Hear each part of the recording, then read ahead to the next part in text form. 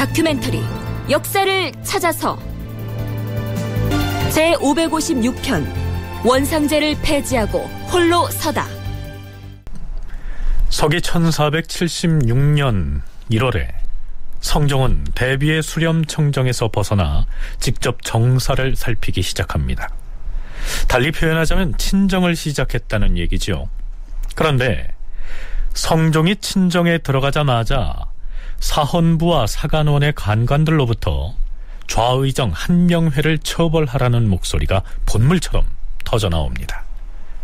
지난 시간에 소개했던 대로 대비인 정희왕후가 이제 수렴청정을 그만두겠다고 하자 성종은 한명회에게 과인이 수차에 걸쳐서 수렴청정을 계속하시라고 말씀을 드렸음에도 대비 마마의 뜻이 저리 완강하시니 대비께서 마음을 바꾸시도록 좌상이 좀 나서서 설득을 해주세요.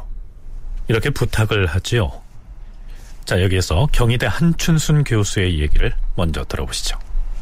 성종의 입장에서도 대비가 쫓기듯이 철렴을 하겠다고 이렇게 급박하게 얘기를 하니까 언젠가는 철렴하는 게 당연하다고 생각을 했지만 이렇게 급하게 하니까 이제까지 그 왕실과 자기의 그 통치의 기반을 위해서 애써왔던 그 경영까지 참석하고 경영관들 일일이 간섭하면서 공부를 시키고 이걸 해왔던 그 인간적 할머니의 입장, 또 공적으로는 대비의 입장으로서 한다고 해서 그럼 하십시오 이렇게 할 수가 없었던 거예요. 없었기 때문에 성종도 몇 차례 이렇게 그렇게 하시면 안 된다고 이렇게 만류를 했고요. 근데 그렇게 해도 지금 대비의 입장에서는 그 만류를 들을 수 있는 입장이 아니잖아요. 그래서 성종은 한명회에게 재차 부탁을 했고, 그러자 한명회는 대비에게 철렴을 거두어 달라고, 즉 수렴청정을 철회하겠다는 생각을 바꿔달라고 청합니다. 그의 상소문에는 이런 표현이 있습니다. 만약 지금 대비께서 주상 전하께 정사를 돌려준다면 이는 동방의 신민들을 모두 버리게 되는 것이오니 신등이 어느 곳에 귀의하겠사옵니까? 대비께서 수렴청정을 그만두신다면 신등이 비록 대궐에 나가더라도 한 잔 술을 어찌 편안히 마실 수 있겠사옵니까?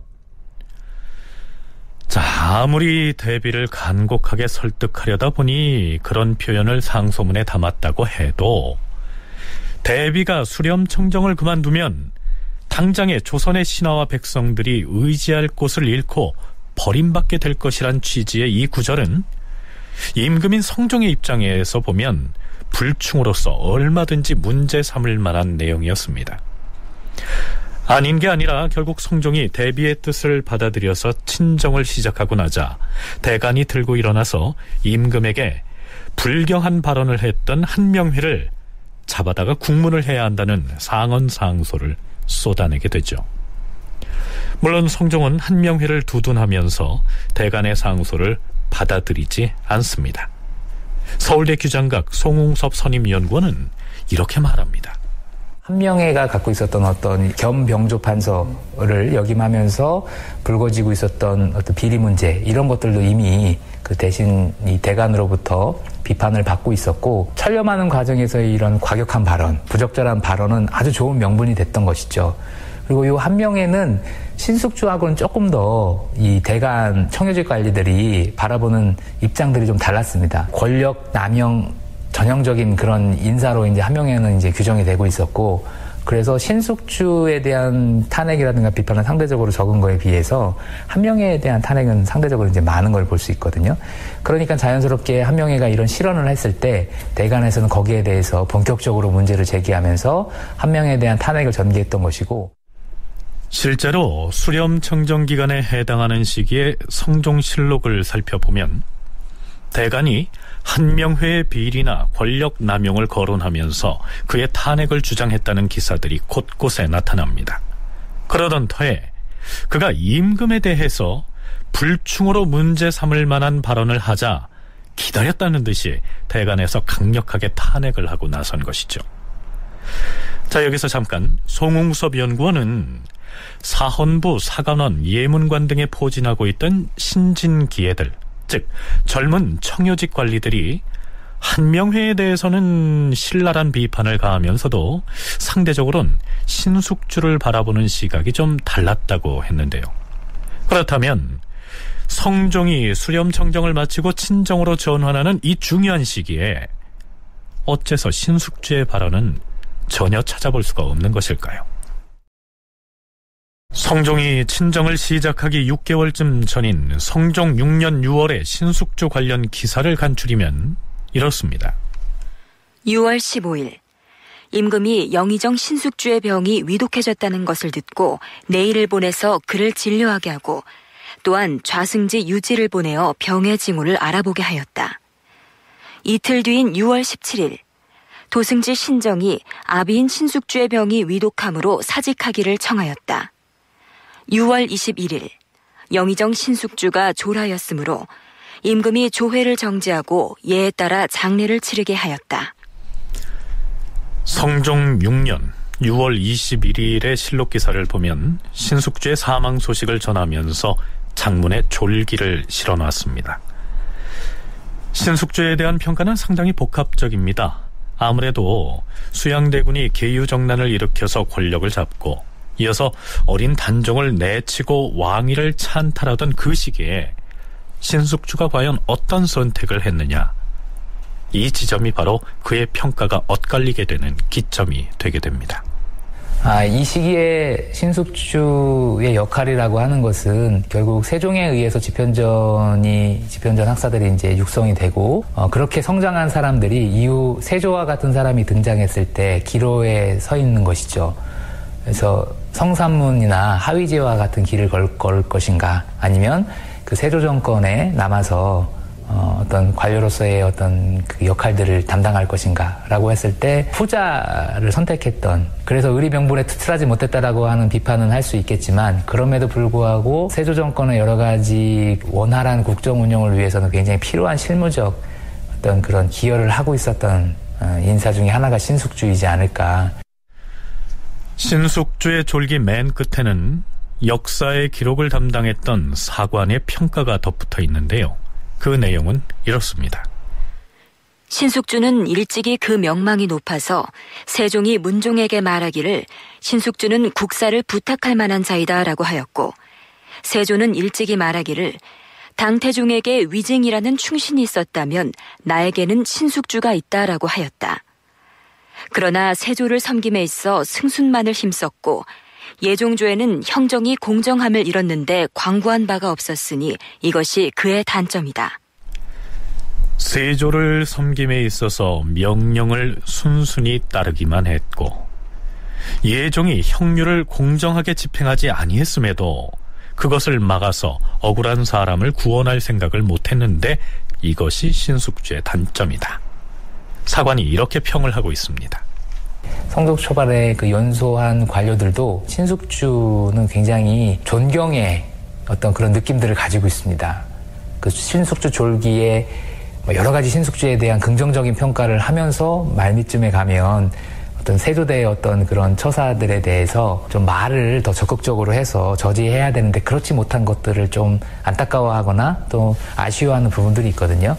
그럼에도 불구하고 전반적으로는 신숙주가 맡고 있었던 역할, 조정에서의 역할과 기여했던 부분들에 대해서는 굉장히 긍정적으로 평가하는 모습들을 봤을 때 너무 이렇게 뒷시기에 숙주나무가 같은 고사가 만들어지는 시각으로만 신숙주를 바라보게 됐을 때 그가 담당하고 있었던 역할까지도 다 부정하게 되는 것이지 않을까. 네, 참고로 한국학중앙연구원에서 발간한 민족문화 대백과 사전에 올라있는 이 숙주나물에 얽힌 고사를 소개하자면 이렇습니다. 숙주나물은 원나라 때의 문헌인 거가필용의 두아체라는 이름으로 등장하고 있다. 두아체는 녹두를 깨끗이 씻어서 불린 뒤에 항아리에 넣고 물을 끼얹어 키우며 싹이 한 자쯤 자라면 껍질을 씻어내고 뜨거운 물에 데쳐 생강, 식초, 소금, 기름 등을 넣고 무친다고 기록하고 있다. 따라서 우리의 숙주나물은 원나라와의 교류가 많았던 고려 때에 들어온 것임을 알 수 있다. 숙주나물이라는 이름이 붙은 것은 조선시대이다. 여기에는 다음과 같은 내력이 전한다. 세조 때 신숙주가 단종에게 충성을 맹세한 6신하를 고변하여 죽게 만들었다. 그래서 백성들이 그를 미워하여 이 나무를 숙주라 이름하였다는 것이다. 그것은 숙주나물로 만두소를 만들 때 짓이겨서 하기 때문에 신숙주를 이 나물 짓이기듯이 하라는 뜻이 담겨 있다고 전한다. 네, 물론 이것은 야사에 전하는 이야기입니다. 어찌됐든 신숙주는 뛰어난 학자이자 정치가였으나 그에게는 사육신 등과 관련해서 절의를 벌인 사람이라는 일각의 비판이 아주 숙명처럼 따라다니게 된 것이죠. 자, 그럼 다시 성종이 친정을 시작한 직후로 돌아가 볼까요? 한명회에 대한 대간의 탄핵이 아주 끈질기게 제기됐지만 성종은 아랑곳하지 않고 한명회를 두둔하고 보호합니다. 그러자 대간도 지쳤는지 더 이상 그에 대한 탄핵을 말하지 않습니다. 그러자 한명회는 외국 사신을 맞이하는 등 원상과 좌의정으로서의 임무를 멀쩡하게 수행해 나가죠. 주상전하 납시오. 다들 좌정하시오. 임금이 선정전에 나아가서 대마도의 종정국이 보낸 조국차 등을 불러 만났다. 그 자리에 월산대군과 정창손, 한명회, 윤자운, 윤사운 등의 원상들, 그리고 병조판서 이극배와 예조판서 이승소 등을 비롯하여 승지 등이 입시하였다. 바닷길이 험해서 항의가 쉽지 않았을 터인데 그대들이 고생을 하면서 왔구나. 황공하옵니다, 조선국 주상전하. 대마도의 도주가 우리나라의 마음을 기울임이 본디부터 후한데 지금 또 삼포에 있는 외인들을 본국으로 세안해주니 매우 기쁘구나. 저희 대마도주는 언제나 마음을 다하여 조선을 섬기고 있사옵니다. 일본의 국왕이 지난해 여러 번 사신을 보냈었으므로 과인이 답례를 하려고 했었다. 그러나 듣지 않니 일본에 병화가 있다고 하던데 지금은 그쳤는가? 그것이 현재 일본에는 전쟁이 그치지 않고 있사오며 우리 대마도와도 또한 소통이 되지 않고 있사온데 지금 일본 본토에 사람을 보내려고 하여 바야흐로 배를 수리하고 있는 중이옵니다. 그대의 섬에서 우리 조선에 여러 번 사신을 보내왔으므로 과인도 또한 사신을 보낼 것이다. 그렇게 해주신다면 저희 대마도주께서 반드시 기뻐하여 살해할 것이옵니다. 전하, 제가 술을 한 잔 올려도 되겠사옵니까? 그리하라. 풍악을 울리고 대마도의 사신에게 술을 올리게 하시오. 임금이 북원에게 명하여 대마도의 사신으로 하여금 술잔을 올리게 하고 사신 일행에게 물품을 차등이 있게 하사하였다. 자, 이 시기 일본과 대마도의 정황을 엿볼 수 있는 기사 한 토막을 살펴봤습니다. 여기에서 언급한 일본의 전쟁이란 1467년에 발발해서 내전으로 이어진 5년의 난을 일컫는 것으로 보입니다. 한명회는 이어서 경연에도 참여해서 성종과 함께 중국 사신을 맞이할 방책을 두고 의견을 나누기도 합니다. 중국 사신이 온다 하는데 곧 당도하게 되면 모든 지대를 갑자기 준비하지 못할까 염려됩니다. 네, 여기에서 지대란 예전에 중국 사신이 압록강을 건너서 한양까지 오는 동안 지방 관하에서 먹을 것과 쓸 물건들을 바쳐서 바라지하는 일을 일컫습니다. 주상전하, 중국 사신들이 압록강을 건넌 뒤 15일이 되어야 서울에 도착할 수가 있사오니 모든 일을 시기에 미쳐서 준비할 수가 있사옵니다. 또한 오는 길목에 있는 여러 고을에서도 여러 번 겪었던 탓에 지대에 익숙하옵니다. 지방의 관사와 역사가 무너진 것이 많으니 어찌 능히 다 수리할 수 있을 것인지 그것이 걱정이옵니다. 지방 수령 등에게 명하시어서 준비 상태를 점검하게 하시옵소서. 그리하겠소. 한명회가 대비의 천렴을 말리는 상소에서 불경한 언사를 사용해서 벌어졌던 탄핵 요구 사건은 이렇게 유야무야 되는 듯 했고, 한명회 역시 원상으로서 그리고 좌의정으로서 거침없는 행보를 보이고 있었는데요. 이 문제를 다시 꺼내서 불을 지핀 사람이 있었습니다.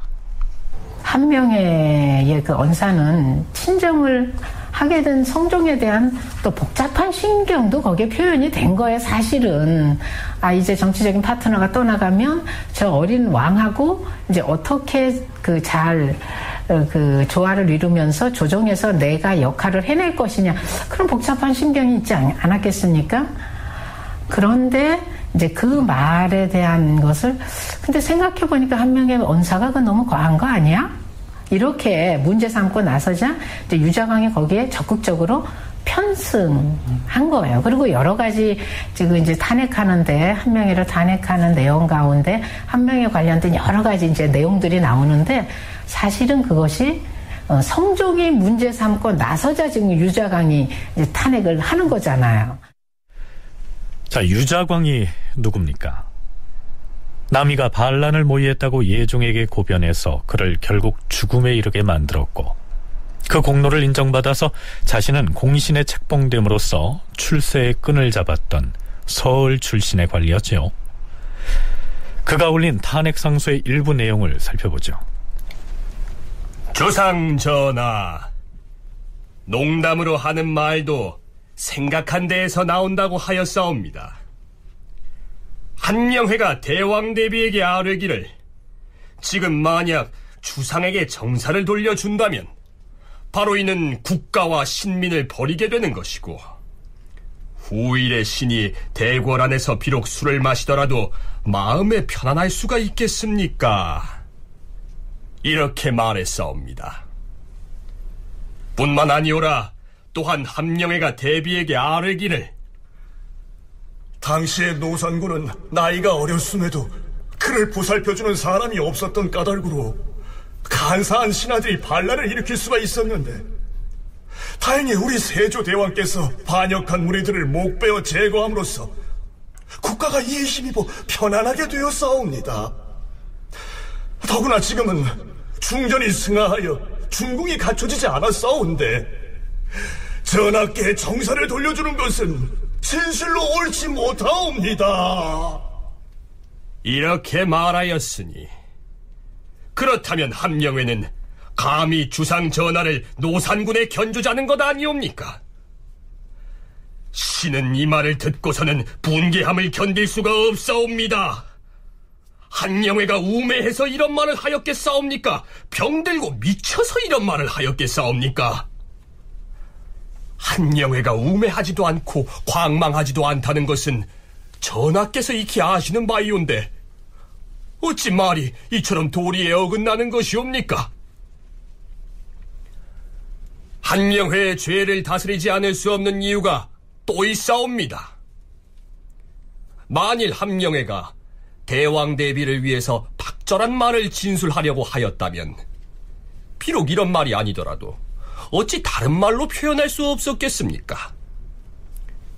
전하의 춘추가 이미 한창이시고 학문이 높고 이미 고명하시니 오히려 대왕 대비께서는 서둘러 전하께 정사를 돌려주는 것이 마땅한 일이었고, 전하께서도 굳이 사양할 수는 없는 일이옵니다.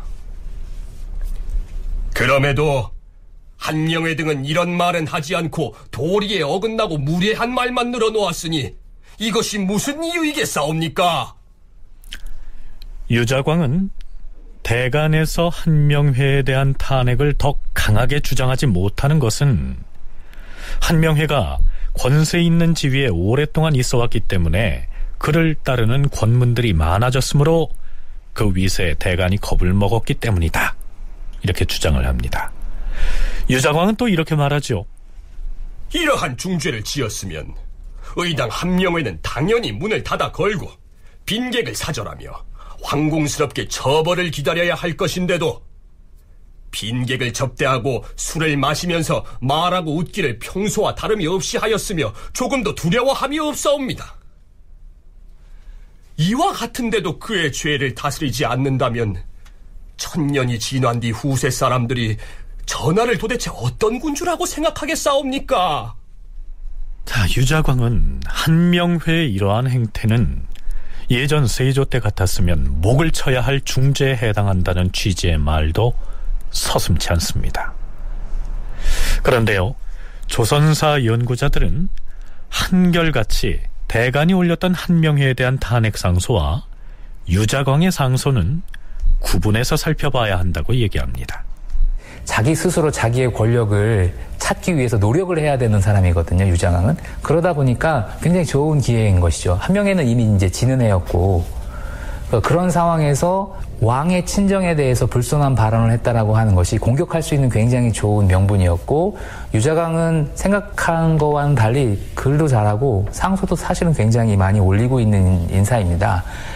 그런 능력도 나름대로 갖고 있었던 사람이기 때문에 그런 한명회의 어떤 실수를 적극적으로 활용을 함으로써 새로 친정을 하게 되는 성종의 눈에도 들 수 있고, 또 이 미진하게 대응하는 대간의 어떤 이러한 부족한 지점도 나름대로 이제 공격을 하면서 자신이 이제 명분을 살릴 수 있는, 성종의 그런 그 한명회에 대한 불편한 심경에 편승을 해서 유자광이 찬핵을 여러 차례 했는데 거기에 실린 내용들이 사실은 무고였다는 겁니다. 대체로는 뭐 노산군의 견준거 그것 정도는 그런데 구체적으로 유자광이 적시했던 그런 사항들은 한명회는 그냥 애둘러서 말한 것 뿐인데, 얘가 이렇게 구체적으로 해서 신료들하고 성종하고 다 같이 얘기를 하는데 무고로 결론이 납니다. 대부분의 내용은.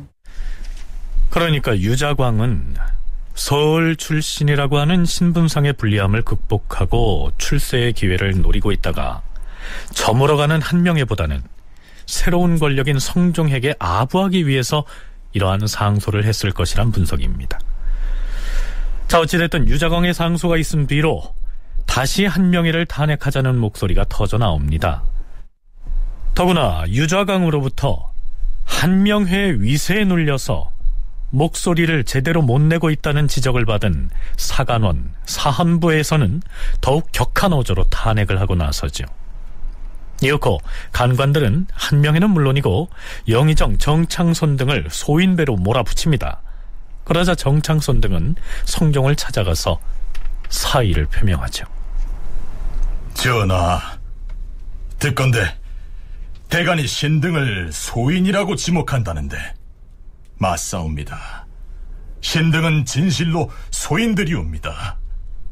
그러나 신등이 일전의 원상으로서 승정원에 나아가 전하의 정교를 엎드려 받들고 하려였듯이, 만일 한명의 아랫바에 모종의 정상이 있었다면 공신과 대신들이 마땅히 먼저 죄를 청하여 하였어야 하오만, 전하께서 한명회로 하여금 대비께 간청하도록 하셨기 때문에 한명의 아랫바가 그와 같은 데에 이르렀사옵니다. 실언이라 하신다면 받아들일 수 있사오나 그 외에 무슨 다른 정상이 있었겠사옵니까? 그러므로 신등은 한명의 잘못을 아리어 청하지 않았던 것이옵니다. 이것은 한명회를 비유한 것이 아닌데 유자광의 상소를 보고 많이 부끄럽고 황공하였사옵니다. 지금 대간이 또 신들을 소인이라 지목하는데 이러한 악명을 얻고서도 어찌 뻔뻔스레 벼슬자리에 나아가겠사옵니까? 청컨대 사임하게 하여 주시옵소서. 과인이 그러한 사정을 자세히 아는 바이니 괴념치 마시오. 전하, 신등은 진실로 소인이옵니다. 그러나 처에 있는 자리는 곧 백관들의 우두머리이며 신등은 본디 아무런 재주와 덕이 없으면서 오래도록 높은 반열을 차지하였으니 이미 불가한 것이옵니다. 더구나 소인이란 이름을 얻었는데 어찌 마땅히 벼슬자리에 그대로 있겠사옵니까? 대간의 말이 많이 맞지 않음을 알고 있으니 경등은 피험하지 말고 임무를 수행하시오. 그리고 드디어 3월 29일 좌의정 한명회가 성종을 찾아옵니다. 신의 발에 난 병이 오래도록 낫지 아니하니 좌의정의 직임을 해임하여 주시옵소서. 경이 예전에도 여러 번 벼슬을 사양하였으나 나는 병이 장차 나을 것이라고 생각하여 윤허하지 아니하였던 것이요. 지금 또 간절히 해걸하니 병을 조리하도록 우선 경의 뜻을 따르겠소. 네, 비록 병을 칭하기는 했지만 결국 한명회가 대간의 상소를 더는 견디지 못하고 이 좌의정의 벼슬을 내려놓은 것이죠. 물론 그렇다고 해서 한명회의 권세가 아주 꺾인 것은 아니었습니다. 이제 성종의 나이가 20살에 이르러 대비로부터 친권을 돌려받았으니까 모름지기 성종이 독자적으로 정사를 살펴야 하지 않았겠습니까? 그렇게 하자면 반드시 해결해야 할 일이 있었습니다. 아직 성종의 홀로 서기를 방해하고 있는 것이 있었는데요. 다름 아닌 원상제도였습니다. 그러니까 원상제라고 하는 것은 새로운 국왕의 경험 부족으로 인해서 발생할 수 있는 문제들을 미리 방지한다라고 하는 차원에서 진행된 것이지만 이미 이제 성종은 20살에 이르는 이제 성년에 이르는 나이에 있었고 또 대비도 그것을 인정해서 수렴청정이 필요 없다라고 해서 천령을 단행을 했는데 원상제가 계속 시행된다는 것은 명분상으로도 그러면은 어폐가 있는 것이죠.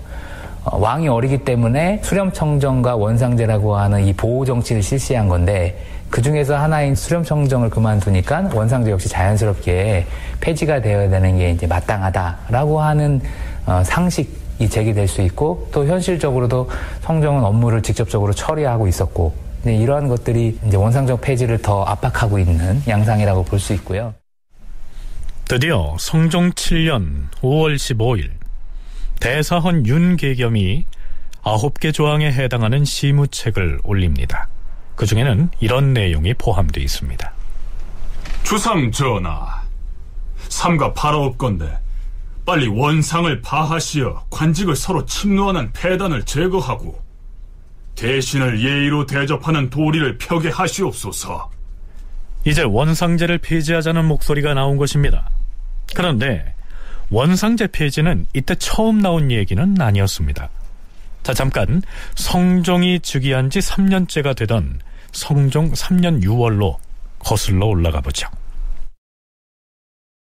성종 3년 6월 19일 경연에서 강이 끝나자 사헌부 지평 박시형이 성종에게 이렇게 말합니다. 전하, 대저 원로 대신에게 자질구레한 일을 맡기는 것은 마땅하지 아니하옵니다. 대신이 작은 관사의 제저가 되는 것은 해서는 아니 될 일이옵니다. 전하께서 즉위하신 초기에는 마땅히 원상과 더불어 정사를 의논해야 하였으나 이제는 전하의 학문이 고명하여 정무를 친히 결정하고 계시지 않사옵니까? 조정에 일이 있으면 승정원의 승지들과 의논하시거나 혹은 대신의 집에 사람을 보내어 묻게 할 것이요, 만약 큰일이 있으면 대신들을 불러오라 하여 함께 의논하는 것이 가할 것이옵니다. 노성한 신하로 하여금 아침 저녁으로 승정원에 앉아서 일하게 하는 것은 불가하옵니다. 그러자 성종이 이렇게 대답합니다. 과인이 대신들을 공경하지 아니하여서 승정원에 나오게 한 것이 아닙니다. 이 문제는 마땅히 다시 생각을 해보겠습니다. 자, 이때가 성종이 즉위한 지 3년째 되던 해였는데요. 왜 박시형은 하필이면 이때 원상제를 폐지하자는 얘기를 꺼냈던 것일까요? 연세대학교 국학연구원 윤훈표 연구원의 얘기입니다. 그 원상제는 이제 비상시기에만 두어지는 제도였고요. 국왕이 이제 서거를 하고 후임 이제 국왕이 즉위했지만 장례 등의 문제로 이제 겨를이 없을 때 잠깐 동안 실시하는 게 원칙입니다. 후기에는 대부분 이제 그런 방식으로 운영이 됐는데 성종은 이제 그렇지 못했습니다.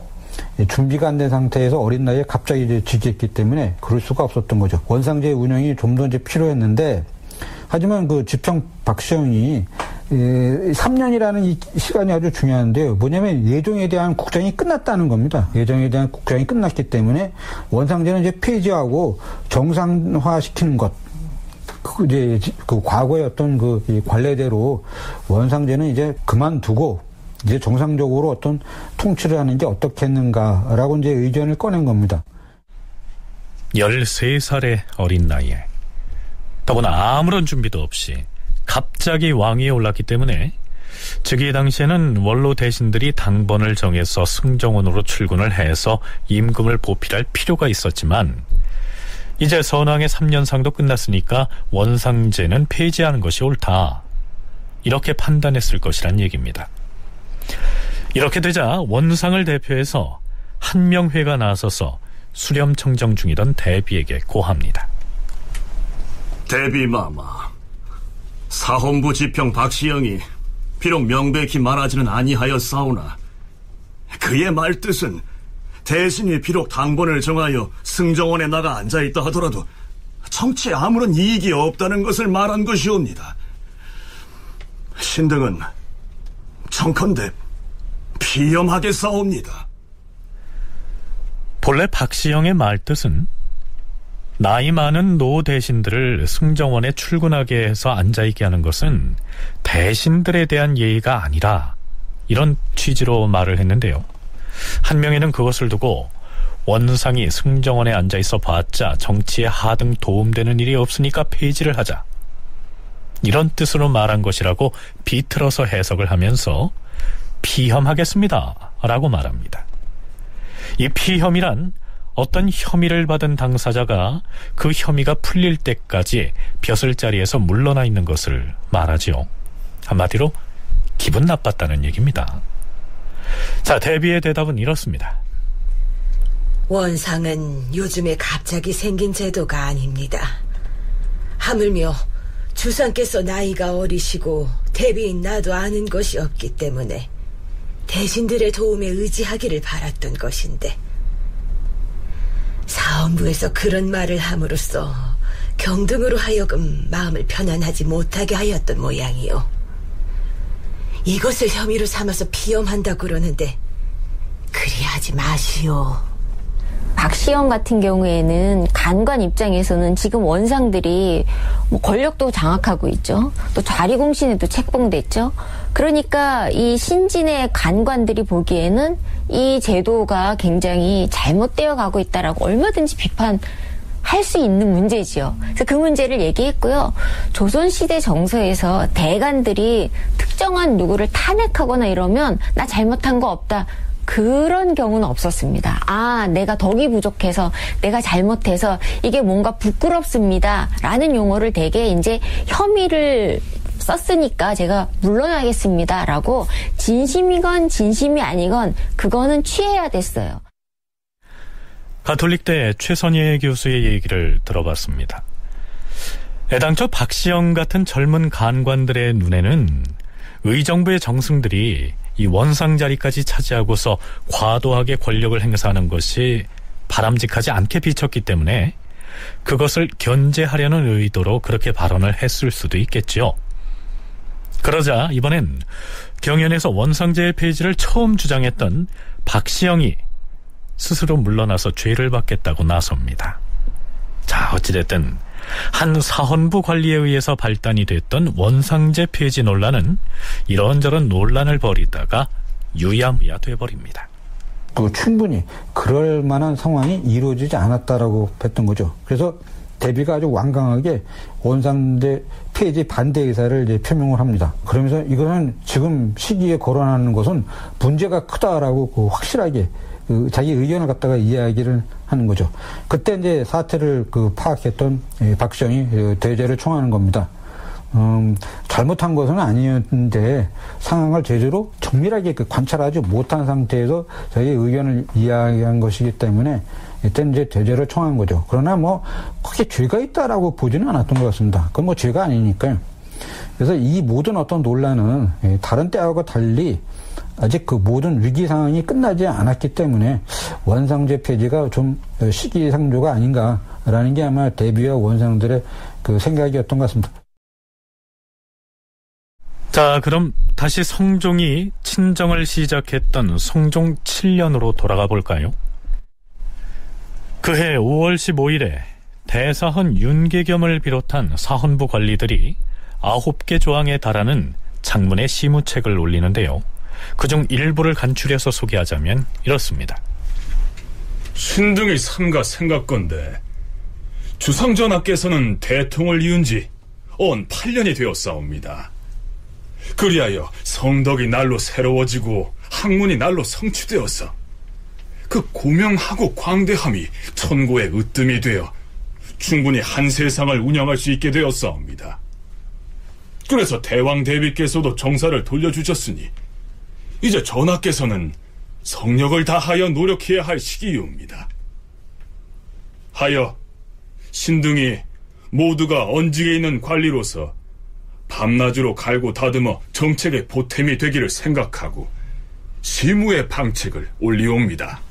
전하, 이 원상 제도를 설치한 것은 태조 이래 지금까지는 없던 것이온데 세조 때에 일시적인 권위에서 나온 것이옵니다만 영구토록 지속할 제도는 못 되는 것이옵니다.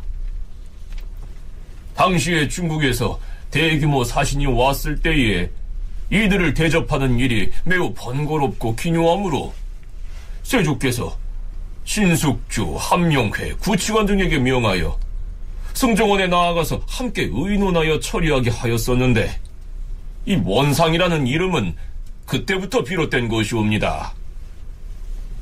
그 후 세조와 예종께서 연달아 승하하셔서 전하께서 어린 나이에 대통을 계승하셨으므로 안으로는 대왕 대비께서 청정을 하시었고 밖으로도 대신들이 아침 저녁으로 보필할 필요가 있다고 여겼었사옵니다. 하오나 지금은 전하의 춘추가 장성하시어서 대비께서 이미 정사를 돌려주셨사오니 이제는 전하께서 스스로 정사를 결정하시게 되었사옵니다. 그러니 원상을 파하는 것은 지금이 적합한 때이옵니다. 무엇 때문에 한때의 권위를 가지고 만들었던 원상제를 폐지하지 않는 것이옵니까? 주상 전하, 관직은 서로 침범할 수 없는 것이오며 대신은 마땅히 예로서 대접을 해야 하옵니다. 어명을 출납하는 것은 승지의 직임이온데 대신이 승정원에 나가서 이것을 듣고 있으니 이는 서로의 직임을 침범하는 것이옵니다. 우리나라는 조종 이후로 예빈시라는 부서를 두어서 노성한 대신들을 예의로서 대우하고 있사온데 이는 노대신들을 존경을 하면서 빌레로 대우함을 보여주는 것이옵니다. 그런데 지금은 이 노세한 대신들이 새벽같이 일어나서 승정원에 모여 앉아 피곤한 나날을 보내고 있사오니 이것은 대신을 예의로 대접하는 도리에 어긋나지 않사옵니까? 더구나 전하께서는 무엇이든 의심이 가는 일이면 여러 대신들에게 널리 자문을 구하시어 가부를 취하신 다음에 시행할 수가 있사오니 대신들이 하루 걸러 승정원에 모여 앉은들 무슨 이익이 있겠사옵니까? 삼가 바라옵건대 빨리 원상을 파하시어서 관직을 서로 침노하는 대단을 제거하고 대신을 예의로 대접하는 도리를 펴게 하시옵소서. 성종 3년에 사헌부에서 원상을 폐하자고 했다가 한바탕 분란만 일으켰었는데요. 이제 성종이 친정에 나선 마당이라 이 당시와는 사정이 달라진 것이죠. 한춘순 교수와 송웅섭 연구원의 얘기를 차례로 들어보시겠습니다. 원래 왕의 얘기는, 왕이 전달할 얘기는 승지가 듣고 전달을 해야 되잖아요. 근데 윤본으로 입시했던 그 원상들이 다 듣는 거예요, 같이 들으니까 이건 어떤 측면에서는 그들에게 자문을 구한다는 좋은 측면도 있지만 또 왕이나 대비가 내밀하게 결정해야 될 부분까지도 노출되는 이제 그런 의미가 있는 것이죠. 그러니까 원상들은 본래의 관직으로 돌아가서 그들의 직무에 맞게 해야지 그 그 승정원이 해야 될 일까지 승정원의 윤본으로 입시하면서 그렇게 하는 일은 승정원의 위상이나 승정원의 하는 역할을 침해하는 부분이 있다. 그러니까 이제 성종이 모든 것을 친정하고 있는 상태니만큼 이제 원상제가 없이도 모든 국정이 시스템적으로 정상적으로 운영될 수가 있으니까. 그것이 그들에게 고유하게 주어지고 있는 임무도 아니었고 일정 정도 비상사태에서 임시변통적인 성격을 가지고 있는 이 원상제를 통해서 유지되고 있는 어떤 이런 양상들이 정상적인 관료제 운영의 입장이라고 하는 측면에서 봤을 때도 불편한 부분이 있다. 그렇기 때문에 승지가 맡은 역할들은 승지에게 다시 맡겨줘야 되고 원상은 이제 재상으로서의 자기들의 역할들을 하면 된다. 업무 분장을 지금 함으로써 성종은 친정을 하고 원상에 있던 사람들은 재상으로서 성종을 보필하는, 그리고 승정원에 있는 승지들은 성종을 그 고유의 업무를 가지고 이제 보필을 해야 되는 이런 식의 업무 조정들이 필요하다라고 하는 목소리라고 얘기할 수 있습니다. 실록에는 노 대신들을 승정원에 나오게 해서 숙직 근무를 하게 하는 것은 예가 아니기 때문에 원상 제도를 폐할 것을 건의하는 것으로 기술되어 있습니다만, 사간원이나 사헌부 등의 신진 관리들의 논의 과정에서는 실제로 이러한 얘기를 주고받지 않았을까요?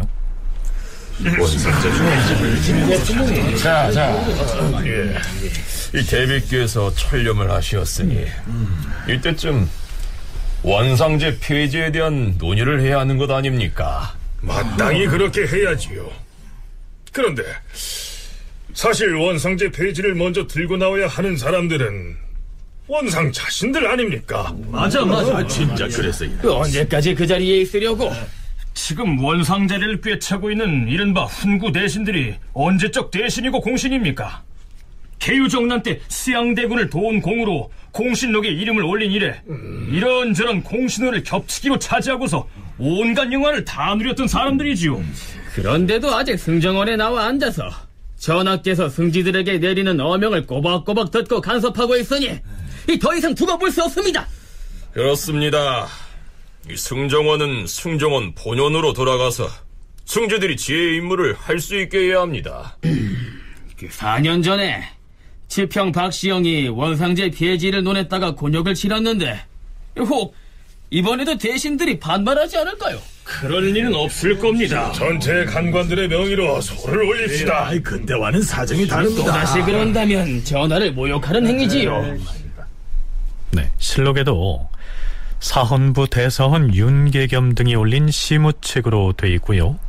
서문에도 이 시무책을 상소문으로 작성하기 위해서 밤낮으로 갈고 닦았다, 이렇게 밝히고 있는 점으로 미루어서 사전에 사헌부 내부에서 많은 토론을 거쳤음을 내비치고 있습니다. 그렇다면 사헌부의 이 상소에 대해서 성종은 어떻게 답했을까요? 의외로 성종은 원상들의 눈치를 살피지 않고 매우 간략하게 대답합니다.